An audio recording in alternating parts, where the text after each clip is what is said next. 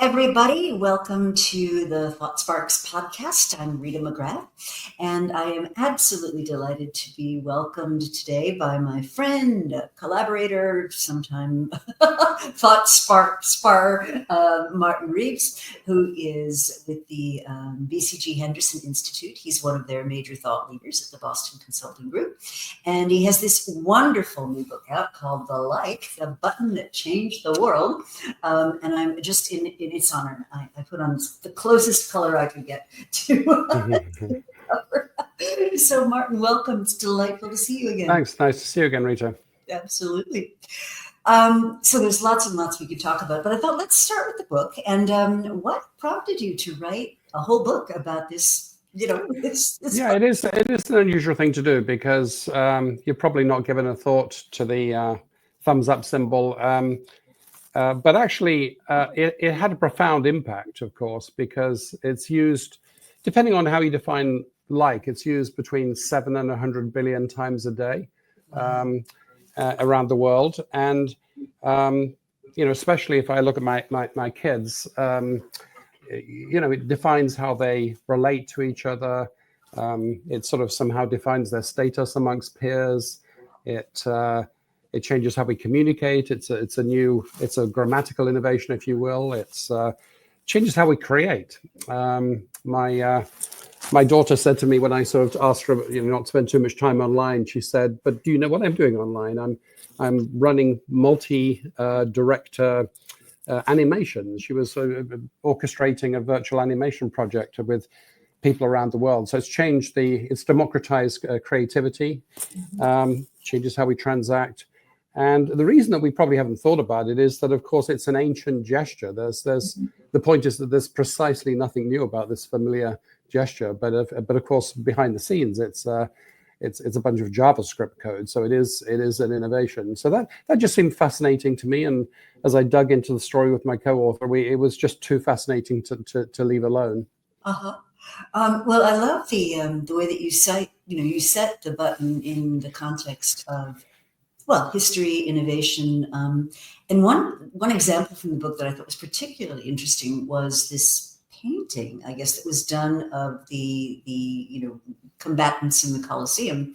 Yes. And then, the popular myth is that, I guess it would be the emperor would signal whether the vanquished would survive or be terminated with a thumbs up or thumbs down button. And you said that isn't exactly correct. It isn't exactly true. And no, that's a great question. So as we dug into the like button, one question was why the thumbs up symbol? And people think they know the answer to that. It's because it's a familiar gesture. And where does it come from? It comes from the Roman Colosseum. But it's not actually quite true. So what is true, of course, is that gestural language probably preceded spoken language and ancient. And not surprisingly, we're obsessed with faces, our identity, and hands, our agency. And so this gesture has been recycled throughout history. But we think it was the audience of the Colosseum watching the gladiators fight that signaled to the emperor whether the fallen gladiator should be terminated or not. And there was a famous painting in the 1870s that became very popular in the US, and it was a painting of a gladiatorial scene, and the Vestal Virgins are giving the thumbs down symbol. And but it's thought to be a deliberate distortion for dramatic effect. There probably wasn't a thumbs up and a thumbs down gesture. Probably what there was a sheathed sword gesture, the thumb tucked inside the fist, and a thumb pointing towards the gladiator, an unsheathed sword gesture, which meant termination. And but of course, in language, whatever is thought to be true becomes a fact. And so this gesture became embedded in language and in America, and was actually further reinforced when Ridley Scott did his film Gladiator 1, which was about battles in the Colosseum, and he was said to probably not have taken on that film had he not been shown this very same painting. But the drama of it actually convinced him. to create the film. And this film came out in 2000, which is precisely the time that the programmers in Silicon Valley reached for a symbol for this digital feedback that was going to be part of Web 2.0, the social web. And so the story of the thumbs up gesture and why it was on the mind of the programmers is an interesting sort of aspect of the story we tell. Yeah, and those would be the sort of people who would be watching movies like Gladiator, of course. Exactly, and we don't have time to go into all of the details, but it's a fascinating story because it wasn't just the painting; it was the fact that the painter married the daughter of a sort of an art mogul who had perfected the technology of cheap, high-quality reproductions of paintings called Mr. Goupil, and so the early America at that time was flooded with reproductions of classical paintings.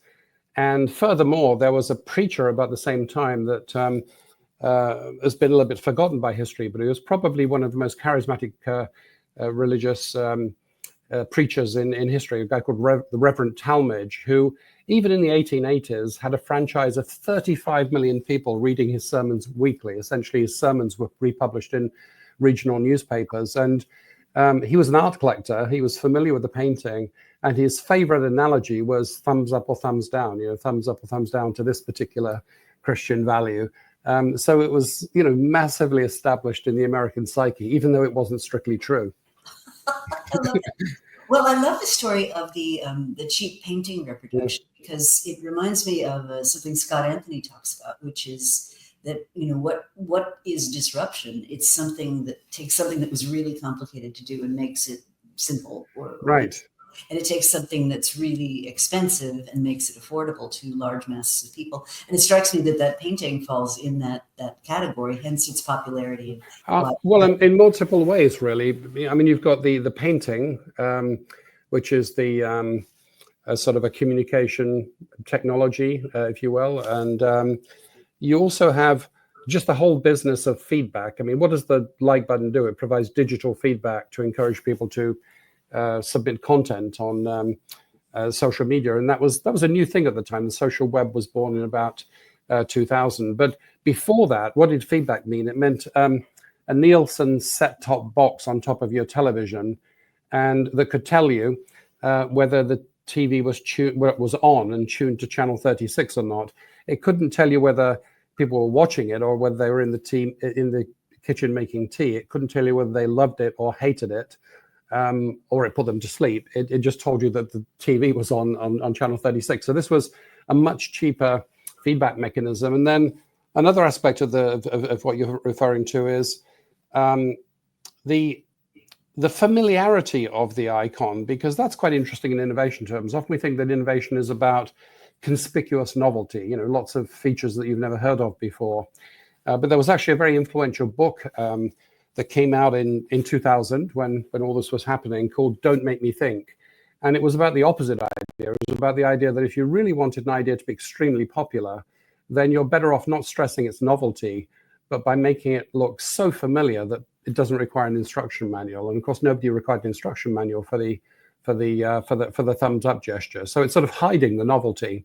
And I think in innovation, which we're both interested in, you always have a choice about, there's the invention itself and there's how you frame it. Do you frame it as, let me explain to you what this thing does, a facsimile machine? Or do you frame it as, this is entirely novel, this is going to change everything, you've never seen this before?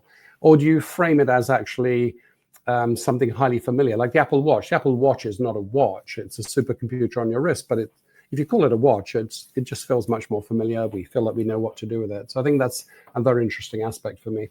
It is. Well, and it's also related to this idea of creating categories. And I think new category creation is really difficult. I think we as humans tend to march from familiar analogy to familiar analogy, and so many successful innovations are, it's one of the most, I guess, famous ones in recent history. It's the Uber of, you name it. Mm-hmm. People understand what Uber is, and so it becomes easy for them to understand what these other technologies are. Absolutely. So, communications is sometimes regarded as the as not part of strategy or the most frivolous aspect of strategy, but actually how you name and frame something is essential to its success. I think that communications and naming and framing are some of the most strategic things we do with our new shiny objects. I would absolutely agree. So what did this exploration into light? Did you learn a lot about where innovations come from and how they emerge? Well, I'd long been suspicious of heroic stories of innovation. So I'd done some work with the London Institute of Mathematical Sciences on the mathematics of innovation. Like, if you look at, for instance, software packages, how do they, because they get incorporated into each other and then become a new thing.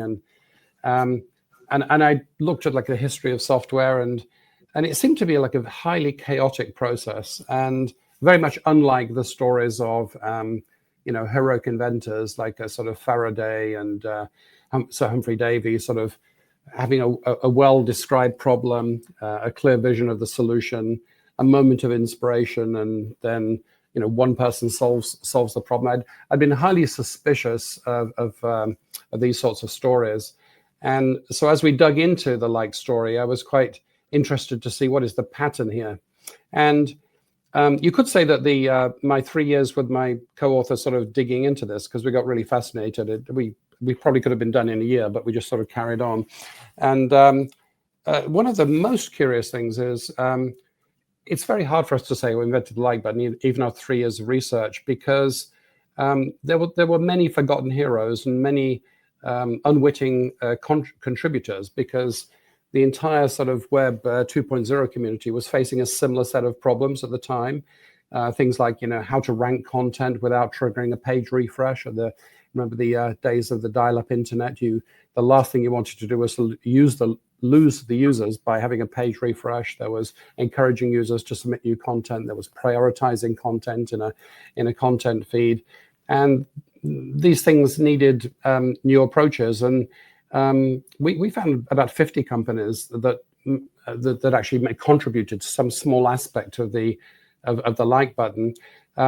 Furthermore, none of them foresaw the eventual biggest economic use of the like button. The biggest economic use of the like button was as the key to turning social media from a hobby into a business, because social media didn't have a business model for a very long time. It wasn't until Facebook said, you know what, let's take that old joke about advertising, that 50% of my advertising is wasted, I just don't know which 50%.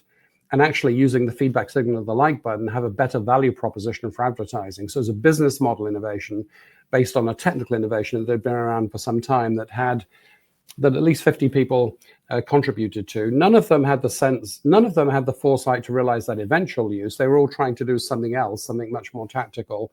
And furthermore, when we spoke to them, there was a moment of hesitation in each conversation where they were not sure why we were asking about this thing, because the day that we were referring to was no different from any other day. In other words, they had a stream of tactical challenges, and yeah, that's right. In that day in 2000, I did have that particular tactical challenge, but so what? They didn't even have the sense that this was a momentous day. It's only in retrospect that we see, that was really an important step towards the evolution of the like button. So this picture of innovation emerges, which is it's social, it's not individual. It's not generally not far-sighted. You're trying to do something else, and you often bump into some accidental feature then, or more often later. Many forgotten heroes. Much transfer of credit. The people that we remember, the people that made all the money, are not necessarily the first if you trace it back. And also there's something like a language going on, because before something has a name, we can't talk about it. But if something has a measure of success, then we say, that's the like button. That's the feedback loop on social media. We give it a naming and the framing, but that doesn't happen at the beginning. At the beginning, it's more like well, in the case of Yelp, who was probably like the first company to pull all these things together into one button with all of the features we associate with the like button. Well, what were they trying to do? They were simply trying to, in desperation, encourage users to submit restaurant reviews, because what they tried previously wasn't working. So in desperation, they tried something else, which is, well, let's give them a digital pat on the back. Let's give them some recognition.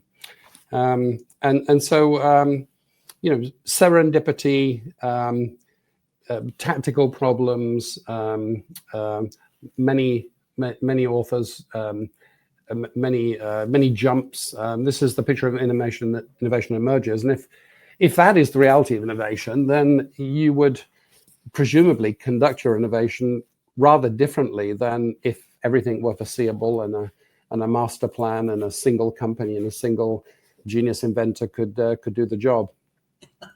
Well, I've always been very suspicious of that perspective on innovation, and something that I've always been struck by, and I guess more so recently, is how much of innovation is really the outcome of tinkering. If you think about it, the transistor was not the end state that the inventors of it insisted on. They were just looking for a better way of dealing with vacuum tubes. Right. And I mean, many of these other groundbreaking innovations have that quality. And it leads me to sort of wonder if a lot of what we hear about disruptive innovation, for example, is a bit misleading in that, in retrospect, we can see that it was disruptive innovation. But at the moment, people were just trying to problem solve something they were encountering. Right. I mean, of course, stories have their uses. I mean, sometimes it's useful to simplify, and I think there's something comforting about a story with a hero and a brilliant insight and great foresight. But it's rarely true. In fact, after we finished the book, there was a major scientific study that showed that 70% of scientific papers actually contain claims that were not anticipated in the grant proposal which funded the research. And of course, researchers have every incentive to talk about the possible groundbreaking implications of their research in their grant proposal. So in science, even, and in not just in individual cases, but in a more widespread sense, we can't always anticipate, and that leads to a very different. Were you to embrace that leads to a very different sort of conception of innovation. It would say, it may not happen within the boundaries of your company, so be very externally oriented. It may say, don't have grand schemes, solve the next problem in front of you, but be alert to unintended consequences. It may say, don't expect it to happen overnight. Be patient, because this thing will likely evolve. It may say, it may imply, employ a diversity of minds, because it's only by passing through different minds and different experience sets that somebody adds the next bell or whistle to the invention. And of course, the like button was not one and done. Even naming something sort of suggests finality, but the whole question of digital feedback it's still evolving. It's evolving.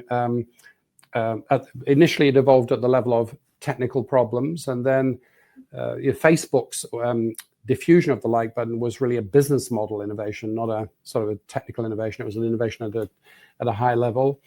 And right now, if you look very closely at your favorite AI tools, you'll see that they have like buttons, and so that's a very different proposition potentially, isn't it? Using your feedback to answers from an AI algorithm to further train either the algorithm or how it presents its collective knowledge to you. So that's a totally different functionality to the like button. We have we actually already have technologies that could not require you to say how you feel about something. We have Neuralink technology from Elon Musk that already has medical applications, and so it's possible that we don't need to ask you what you like. We may know at some point what you like, which is a little scary, but may also have some uses. And we already have technology which can analyze video feeds like the one we have today, and look at the involuntary facial muscle movements, and again detect whether you like something or whether you have contempt for something without asking you. And of course, each of these has tremendous potential functional applications and also potentially scary side effects, which is one of the final chapters in the book. We look at the regulatory innovation that's required to capitalize on the benefits without sort of getting into the disbenefits of new technologies. And boy, we're going to see that in a big way with AI. Absolutely. So I'd love to dig into the whole advertising model because I'll show my hand on. I think at the moment we're in the middle of this just massive advertising bubble. And there's some reasons for that. The one is that there's this belief that the person placing the programmatic ad actually can count on it getting to the intended audience. And I think there was a study by, I want to say it was Deloitte, that looked at something like 276,000 ads that were placed, and they could only trace end to end about 11% of them. The rest of them just kind of went off into the ether and nobody could really trace them. The second assumption is that seeing an ad influences behavior. And that's not necessarily true, because what if you intended to do that anyway, and you saw the ad, but you were headed there anyway? So there was a really interesting study that was done of eBay, which had a spat with one of its programmatic advertisers. I think it was MSNBC, and they just stopped. They stopped all programmatic advertising against the search term eBay. And this professor out in Berkeley said, "Whoa, opportunity for a naturally occurring experiment." And he asked eBay if they would share their data from before and after this happened. And what they found was the hits to eBay, the landing on the search term eBay with the programmatic ads was kind of like at that level. And then the programmatic ads stopped and it dipped a little bit and then it went right back to that level. So it turns out, Martin, that if you and I are putting the term eBay into our browsers, that's actually where we intend to go. So the advertising actually made no difference. And there's all kinds of other complications. But I just wonder if this whole thing is just a bubble. Well, I think that my view would be that maybe overstating it. It's more of an evolution. I mean, relative to the days where we didn't know whether anyone was even seeing the advert, and we couldn't really it would be very expensive and cumbersome to segment even into 4 segments. Say, I mean, I think the like button tells us who claims to like something. I like the person or the content. We now have that signal in a very granular way, and I guess we know from Cambridge Analytica that information is at least good enough to pervert a democratic election. So there's some extra signal, some extra efficiency in this feedback loop. I mean, it's not surprising, really. Feedback loop, using a very familiar human gesture, makes advertising more effective, and it's the basis for the digital advertising proposition. Is it perfect? No, because of course humans are very sophisticated and we have agency. So when I say I like something, could it mean that I like that thing? Absolutely. Could it mean 10 other things? Absolutely. It could mean, "Oh, Rita, I'd like to curry favor with you." It could mean, "I want you to think that I like that," because it would, I don't need to incur the inconvenience of insulting you, but I actually don't like it. It could mean preference and affiliation are 2 closely related concepts, and you see them in the word like. Like, I mean, I like that. I have a preference for that content. It can mean I am like you. I affiliate with you, homophily. And so I might be saying, "Rita, I'm not really commenting on the content. I feel I'm a bit like you. I feel like I want to belong to your tribe." It could be deliberately deceptive. It could be bordering on criminal. I mean, we because we spent too long researching the book, we had a lot of material that we cut out of it. But we did some interesting work researching like factories. You can actually buy millions of likes, and of course that led to an algorithmic arms war, because if all of the likes came from Columbia University on a Tuesday afternoon, it's a little suspicious. So we have algorithms to detect, sort of manufactured likes, which are worth money, because the money changes hands based upon the number of likes the different offerings accumulate. And then we have the effect on the advertising industry was rather profound and is still playing out, because we had not only digital advertising and new metrics, but we had even more ambitious metrics that do trace things through to sales. Because if you've got a completely digital supply chain, you don't have to rely on preference as a predictor of sales. You can rely on sales as a predictor of sales. We have algorithms, what Alibaba calls quadruple loop learning algorithms. So the algorithm learns not only what you potentially like, but which new categories of you're beginning to like, the emergence of liking. They can measure your response to novelty, which is if I present you with new stuff, do you carry on doing the old thing, or are you a curious person? And they have algorithms which self-optimize so that they learn those three things more and more effectively with every cycle.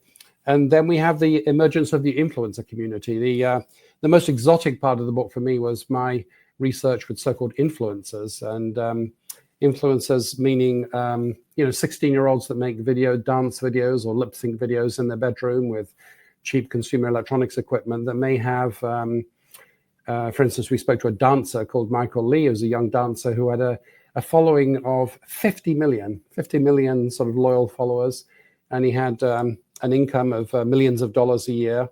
And why is that a significant development? Because we may not believe the big corporation, but we might believe a young person that's that's very like us. So I think now that journey will be infinite, because we're quirky. We're humans. We have agency. We can say we like something. It may be true, may not be true. We may change our minds. We may want to like something, but actually there may be enormous inertia in our behavior.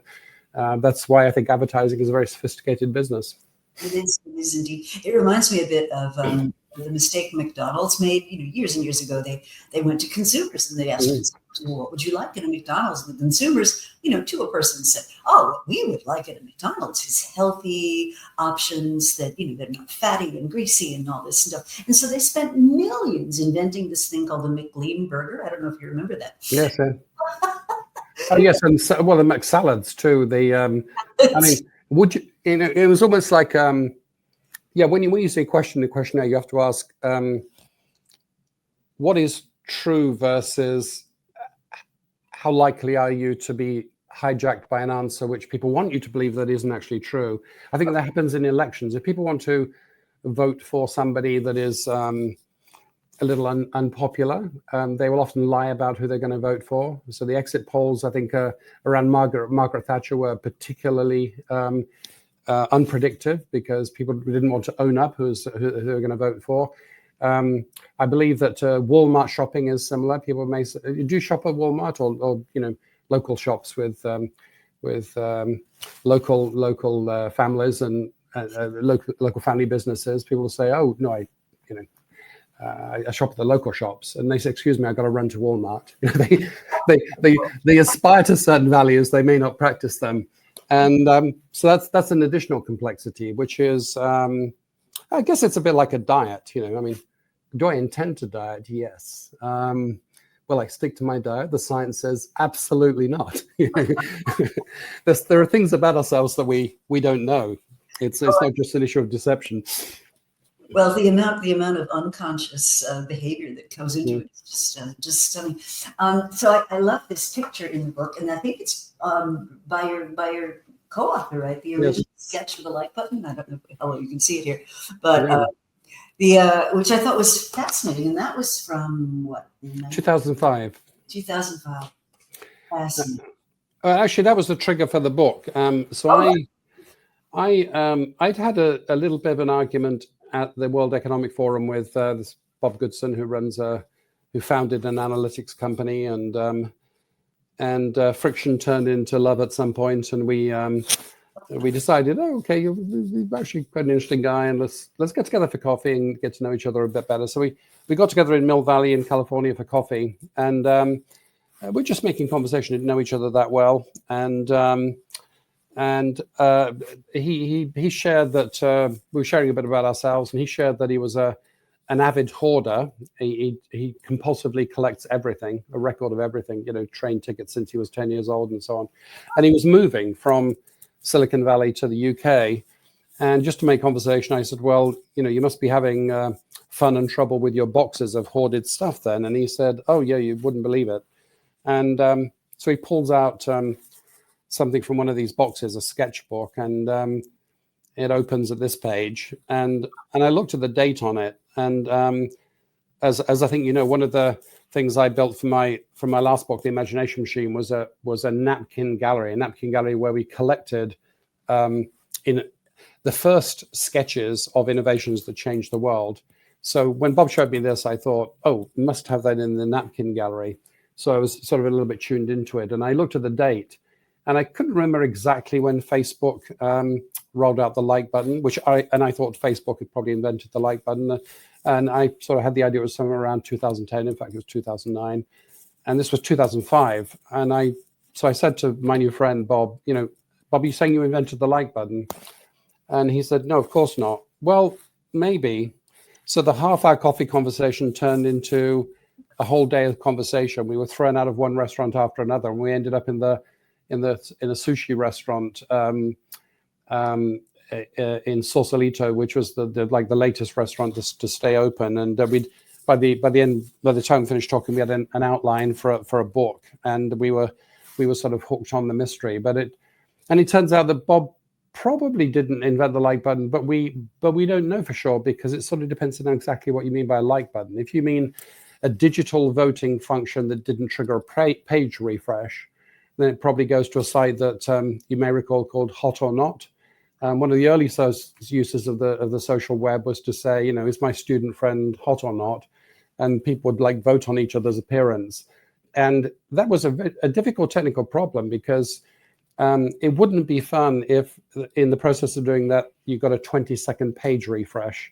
So the technical question was, could you do that inside the browser, and JavaScript browsers were not intended to do local processing of this sort.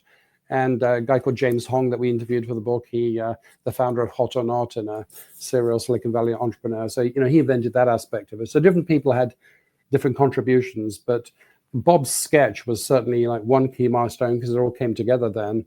Although I later learned that in some ways it was very prescient, but it's actually not what Yelp, he was employee number one at Yelp.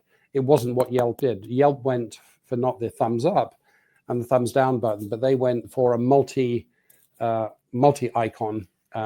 arrangement where it was hot, funny, cool. I'm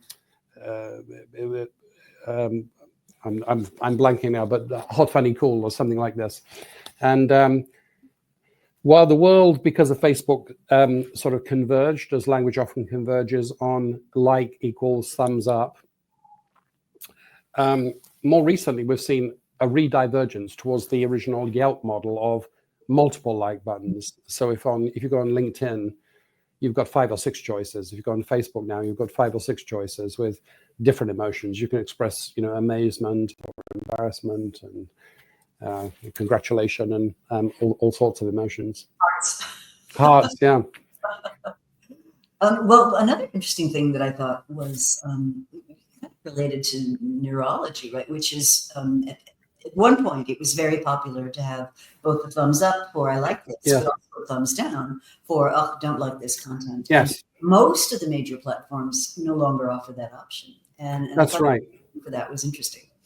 It is, because if you were trying to capture the smallest signals that would have the highest value to users, probably something to do with approval, like and thumbs down, might be a logical choice. And indeed, many sites went there. But when the business model of the attention economy emerged, which is, I'll give you free email or free communications with your friends, but in return, I will use the information you're inadvertently sharing, like what content you like.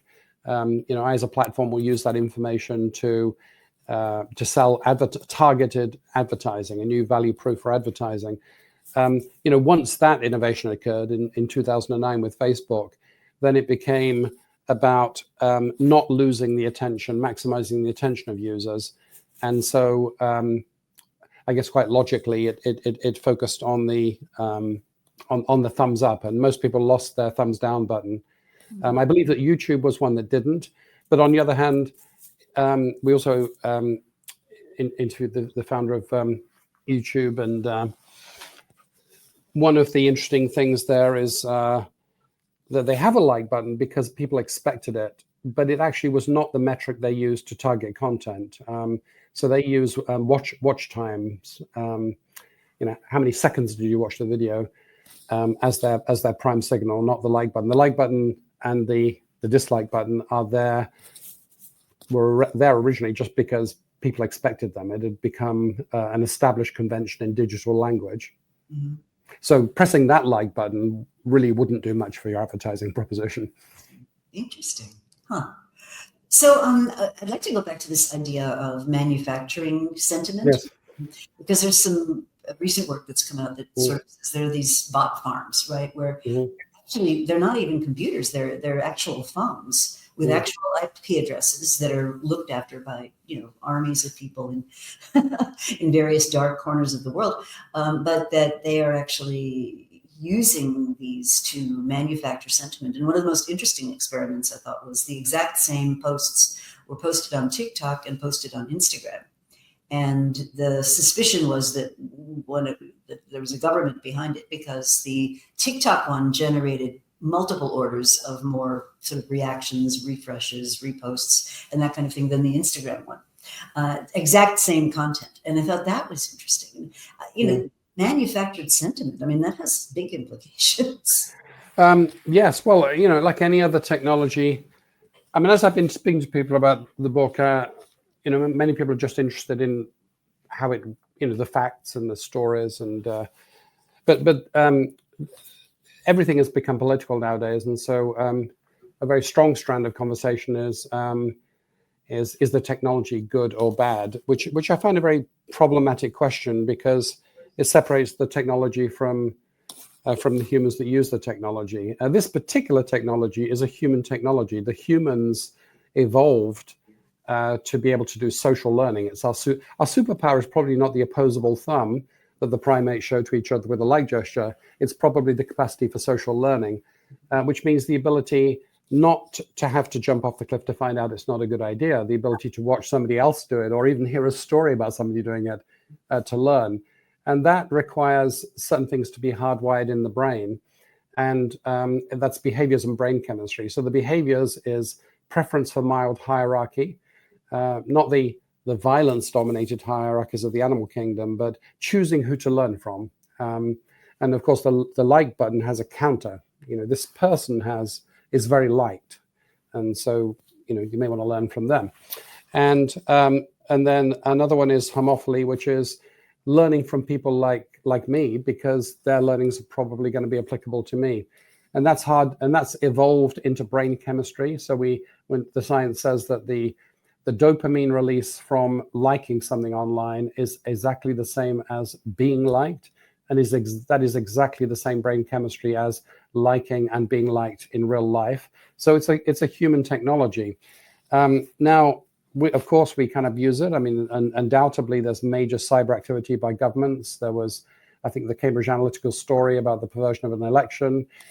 We saw this a little bit. One of the things being analytical nerds was we wanted to figure out how many likes are there per day, and there is no source for that, so we had to construct a big model. And no matter how many cross checks we did, the number just seemed unreasonably big. When we thought about a person and online behavior of humans, there was it was in excess of that. And so our thesis is that's probably bots liking things. And so actually, it wasn't in time for the book, but I'm probably going to dig a little bit further into that to find out whether that's like most of what we see or a little bit of what we see. But artificiality is absolutely part of this in many ways. There's manufactured likes. We have manufactured influencers.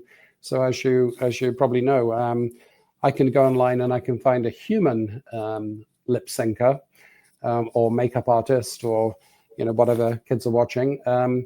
But also I can buy a subscription to a Spanish cyber model. I can get a cyber girlfriend or a cyber influencer.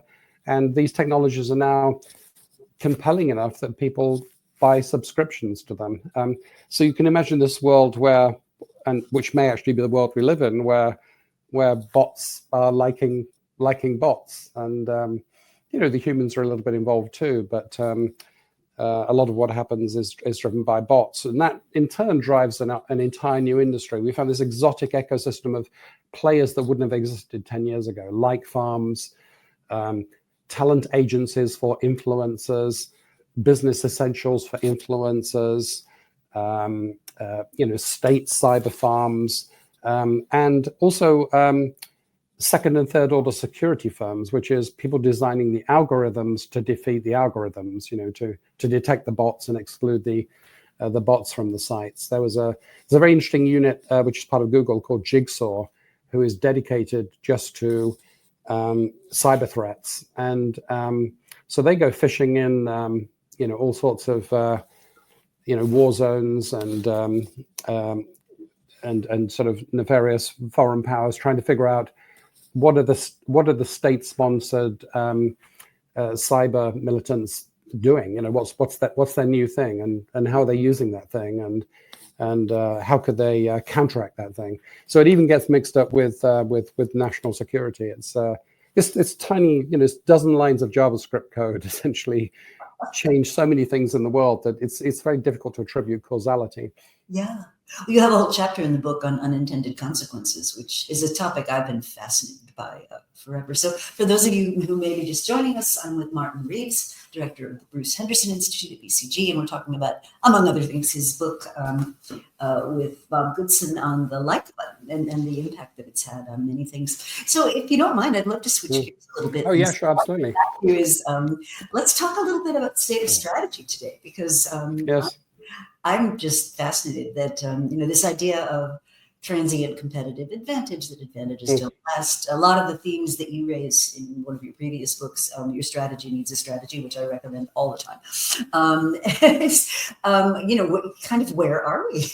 What's your view of what the cutting edge is? Well, this is, I guess this is a very live issue for me because, let's start with what is strategy, because strategy has become many things. It's become an adjective that you can apply almost to anything. But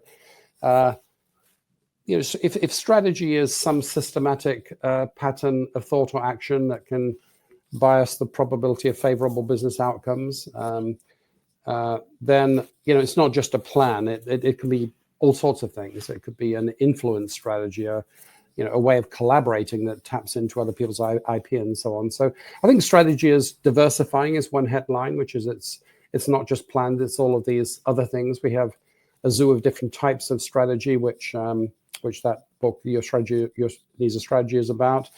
I think we have an unfortunate divergence between academics and practitioners. So the Strategic Management Society, the professional body of strategists, their ideal has always been to have as many consultants and practitioners as academics, and the discipline technically in the hands of SMS is called strategic management, which implies that it's an applied discipline. So you'd need to have the practitioners there for it to be a valid applied discipline, like medicine or engineering. But there's been this divergence.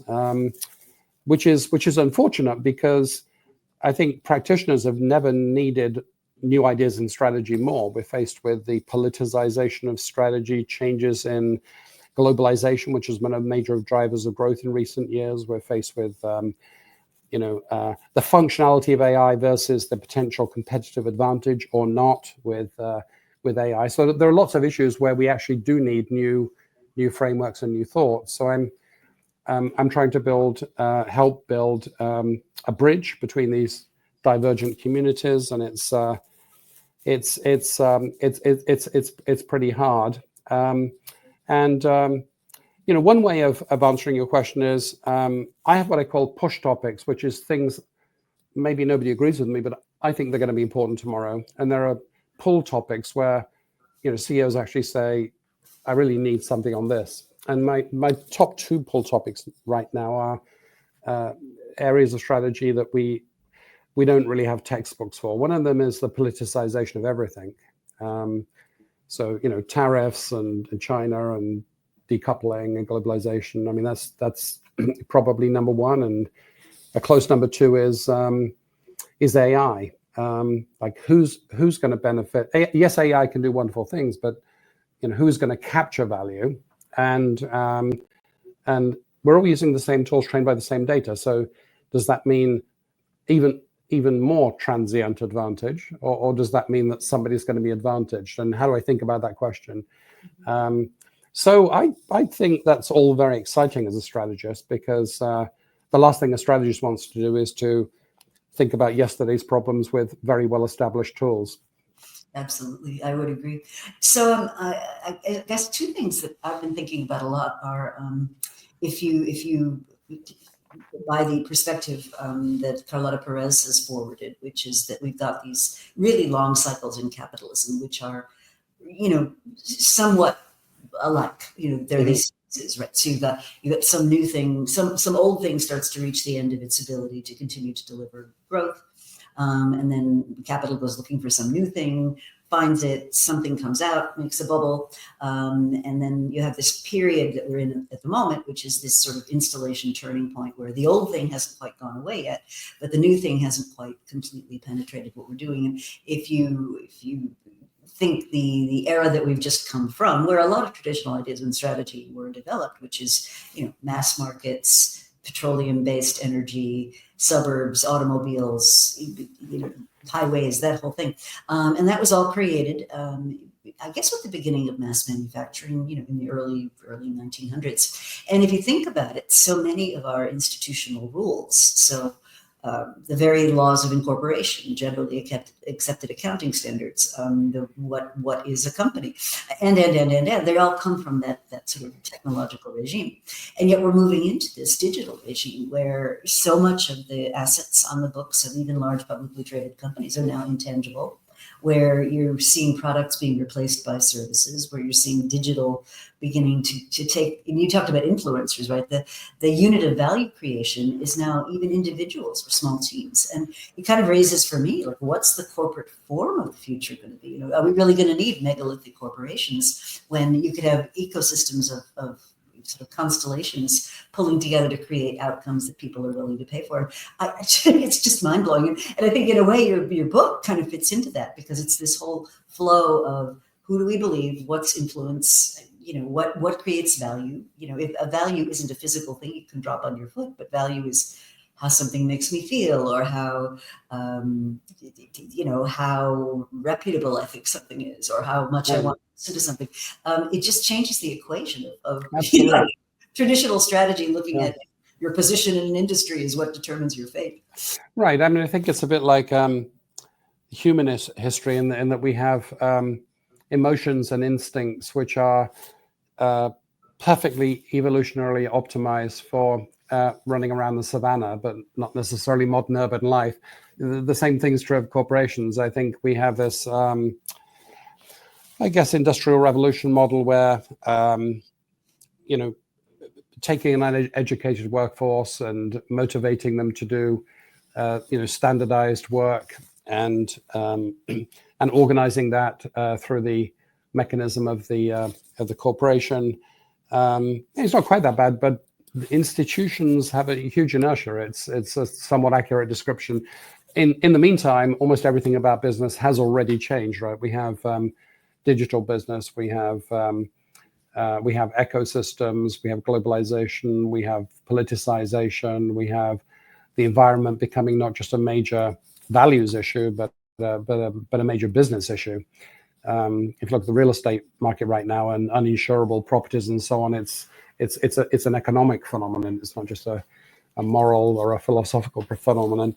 And I'd argue that we haven't caught up with all of that, but it's going to change even more, because I find the way we talk about AI to be quite a misleading framing in some ways, because we ask the question, what can the technology do?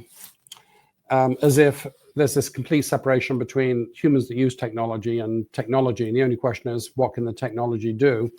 I think the technology is created by humans, will be purposed by humans, will be necessarily complemented by humans, because we only we can specify the purpose towards which the AI is contributing.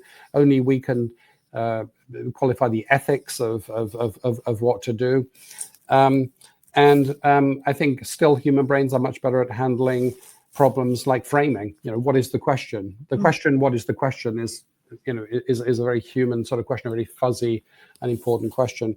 And so therefore, I prefer to think about collective learning technologies or collective intelligence technologies. I'm talking about the same technologies, but I'm talking about the combination of the technology and the context, i.e., how the corporation will get rewired, how will decisions be made, and what will the humans do, and what will the AI do, and how will the interface between the two work? And given the complexity of those systems, how will we govern such systems? How will we know whether it's fit for purpose? There have already been some major stories about companies relying on very complex technologies. The model ceases to work, but it's so complicated that nobody noticed. So there's a sort of a new sort of cyber governance problem there.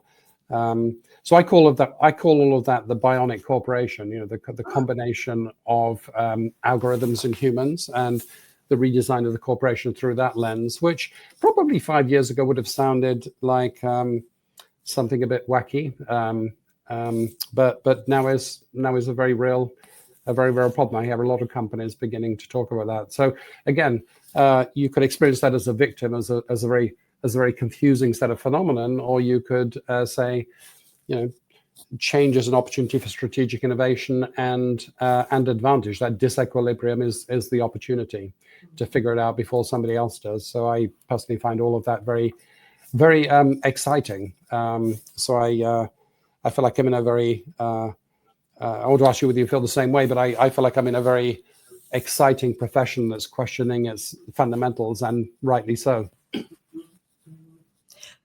So that sparks two thoughts for me. So one is, if we think about the last sort of 100 years, I mean, in human living memory, the route to higher productivity has always been industrialization and manufacturing, the units of output per unit of input, that sort of equation. And what I'm wondering now is, do we need a really radically different way of thinking about what productivity even is when we're thinking about human systems, systems of care, education, healthcare, housing, things that have experienced massive inflation, in recent history. And maybe what AI does is it starts to make those things more accessible, but that requires a really different way of measuring what output really is, right? So if you imagine the same cost of providing the thing, but the quality is massively greater, say in education, wouldn't that be a really interesting way to kind of rewire that whole system? Right.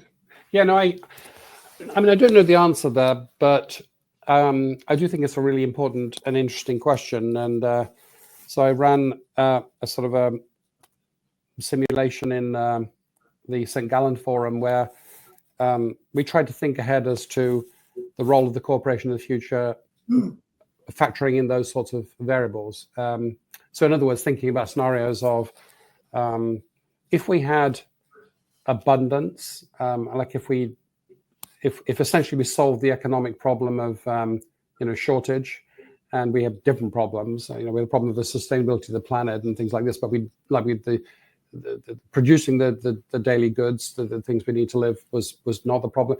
What would be the role of corporations? There's I think a plausible scenario of what if, just like bacteria in a conical flask, I mean, when you reach a certain density, the growth plateaus.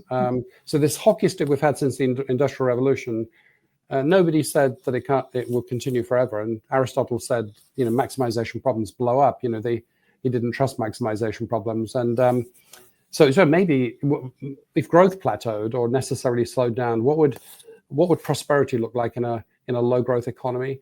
I think another interesting one is inequality to do with technology. I mean, if AI eliminated all routine work, I mean, that may sound in aggregate like a good thing. But if that left a few trillionaires and then most of us without a job, how would society cope with that? That's a not just an economic problem, that's a political problem. So how do we think through that one? And so how we did this experiment is, rather than looking at trends, because a trend tends to be the logic of, let me keep everything the same and just change this one thing. I think to change everything, to imagine different scenarios, actually science fiction is the better route, because imagined futures have to be coherently different. And So we took a bunch of science fiction films, and we asked the question, what is the implied vision of the corporation in this film? And then we said, what is the dystopian version of that? What is the utopian version of that? And standing in the present, how would we bias things towards the utopian version? Then we got all the groups together that each looked at a different film, and we discussed which scenarios were most likely, and what would be the most no regret moves now, and where would we need deep political change to achieve these different scenarios. And it was a bunch of very down-to-earth business people, and they found this all extremely plausible. Not necessarily on the time scale of their next annual plan, but certainly on the time scale of what will my kids be doing. Super. Were there any really counterintuitive things that struck? Well, there are a couple of sort of interesting ideas for me. I mean, one of them was the idea of the, you might call it the philanthropic corporation. So supposing that we didn't need corporations and jobs, supposing that we gave everybody a universal income because technology was such that we could, provide the essentials. It might be the case that one of the problems we have is lack of structure and purpose in lives. So I may get my bread, but I may not have a sense of purpose if I don't have a job, because work does many things. And psychologically, it provides us with a learning path. We spend a lot of our time, we may bowl alone, but we all still go to the company together, spending increasing amounts of time at work. So it provides socialization, it provides structure, it provides some sort of purpose. And supposing the corporations mainly existed to provide that structure, not because they were in a primary sense, economically necessary. That's an interesting future to think about. I didn't anticipate that one. I guess another one would I guess I was surprised that if you think through these scenarios, often politics and leadership become the bottleneck. You can imagine something being possible, and you can imagine a solution to get the best out of that situation. Say the scenario that I just mentioned. But if you say, well, what would stop it happening? It's often leadership and politics and institutional inertia. So it becomes a change problem. So I think in a way this is the problem we just talked about the rewriting, the redesign of the corporation, writ large, the corporation in society. Yeah, it's a huge topic, and one that I think is absolutely fascinating. Goodness, time is flying. So in terms of what's happened with the book since it came out, so the book is like the button that changed the world for those of you who are recently gathered us. So you've been in HBR, you had MIT writing about it. You're doing a LinkedIn series. Is that correct? Yes. It's going well, but it's not an easy time to sell a book about innovation. Actually, I found that the journalists mainly want to talk about tariffs and AI right now. So we're at an unfortunate point in the news cycle. So I think we worked. My colleagues worked very hard to get us on the map, and I think so far it's going very well. But it's required an enormous amount of work to grab attention, because it's not the main topic of the day. We could argue that it should be, but it's not the main topic of the day. Probably one of the most interesting events so far is, what is interesting for me. I'm an introvert. I actually basically don't enjoy the marketing process that much. It's more the research and the writing that's interesting for me, and the individual conversations with business leaders. But one thing that's really interesting is the book acquiring a life of its own. There's the book that you intend to write, and then there's the unintended consequence, which is the way that the world accepts the book or not. And so there are some pleasant and interesting surprises, some serendipities in the way that the book's playing out. So I guess I hadn't really thought about it this way, but in a sense, there's a part of the book which is about language and communication and how that intersects with business. And so last night I did an event at Planet Word, which I hadn't heard of, but it's the only museum of language in America. And so I did a fireside chat with Tom Friedman from the New York Times, and we just talked about the intersection of language and business. Why do we name things and frame things the way that we do, and the power of gestural language and so on. And fascinating. It's quite strange. The author of the book is surprised at the way the book is interpreted, and you get dragged into. So it's still a journey of discovery, basically, that keeps it interesting for me. And but I think I'm not primarily in the business of writing. I mean, I'm in the business of originating ideas that are going to be useful to business leaders. And so the real value in the book is it's not so much the promotion of the book, it's the conversations with business leaders about what they can do with the ideas. So that's just beginning to unfold, and that's the most important part of the journey for me. And the early signs are that there are two themes which seem to be like they might be hot. One of them is how does innovation really work? And if I accept the serendipitous view of innovation, is my stage gate mechanism and my highly orchestrated corporate process the right one? That's sort of one hot question. And the other one is the sort of historical learnings question. Given that we created the complete arc, starting with cave paintings of hands with the like button through to Cambridge Analytica and everything in between, which part of that can we use to give us some foresight into how AI may unfold? Because companies I think every company right now is sort of sitting there thinking, do we buy the hype? Do we invest? Do we cautiously experiment? Do we observe? Where do we start? How could this come back to bite us? What are the risks? And I think there are some lessons, because there are some. You mentioned Colette Perez. I mean, I think there are some strong historical patterns of how technologies unfold that we can alert ourselves to. I absolutely agree. Well, Martin Reeves, what a pleasure to chat to you. The book that we've been talking about, this is most recent, but those of you who are not familiar with Martin's work, I love The Imagination Machine. I think that was a great book. And there's a wonderful display, which is still on the website, called The Napkin Gallery. And if any of you are innovation junkies, go visit it. It's really great. It has like the first on the napkin picture of many of the innovations we today take for granted. And then going back even further, I'm a big fan of your Strategy Needs a Strategy. So thank you for providing all that. Thanks, Rita. As interesting and wide-ranging as always. Thank you. Indeed. Thanks a lot. Thanks a See lot. you next time, everybody.